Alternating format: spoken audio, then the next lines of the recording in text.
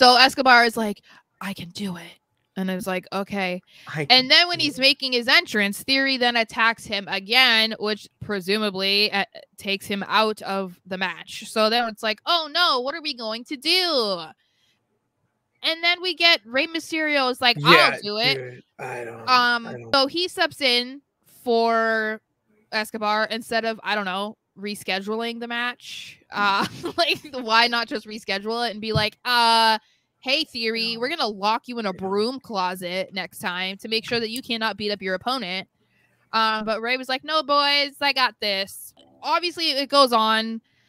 He ends up beating Theory, which we thought was going to happen anyway. We thought Theory was going to be there's no shot that Austin Theory was walking out of SmackDown US champion. The problem is that was not who any of us had the knowledge of the winner. Like, I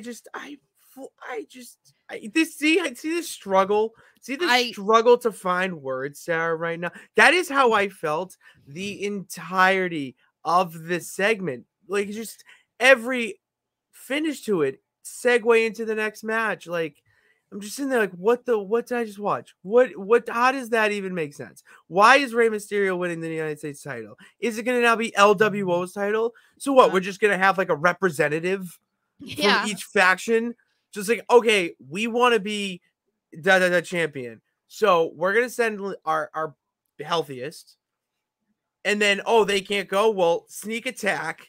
Like, it's just, I'm sorry, but we're going in such a great direction as a product, both sides. Mm-hmm. And then little shit like this just pops up, and you got the champ all hot and bothered. There's multiple ways that I was trying to figure out why it happened, and the first thought, because I think we were texting as after it happened. My first thought was, okay, maybe Rey Mysterio was supposed to be the number one contender originally, but because he got the whiplash or whatever in the match against Escobar, they had to kind of call an audible and be like, okay, Santos is going to win and we'll just figure out the rest later. And it's possible because if he had been concussed, that they didn't know how long he would be out and they couldn't push the match back. So it was like, okay, it's safest to go with Escobar. They got to do what they got to do. But that was my first thought. Why is Rey winning? The only logical thing I could think of from a long-term booking standpoint was when you remember Theory on commentary, he cost Rey the match to move on. Yeah. And that, to me, I mean, whatever, is like, all right, so what kind you allude to? Was he supposed to win after all? And this was just to set up a Rey versus Theory, another legend storyline. When he did that, we were stupid. Like, we said that was so random. Like, why was he so mad at Rey Mysterio to do that? Like, we even talked about it. We were like, that didn't make any sense. But maybe, like you said, maybe he did that because this was the plan.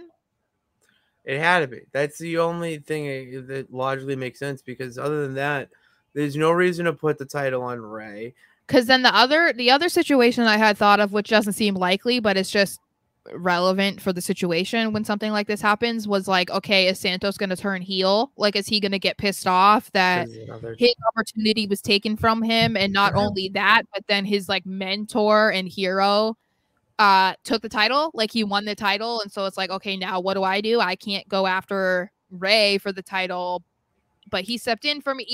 It seems unlikely just because they were brought up as heels and then they changed the LWO. So I find it hard to imagine that they'll do that all of a sudden. But yeah, otherwise I'm just kind of confused on like what all of this buildup was between Theory and Escobar. As limited as it still was, put on TV that there was an issue between Escobar and Theory. And now it's like, okay, like, where I don't know.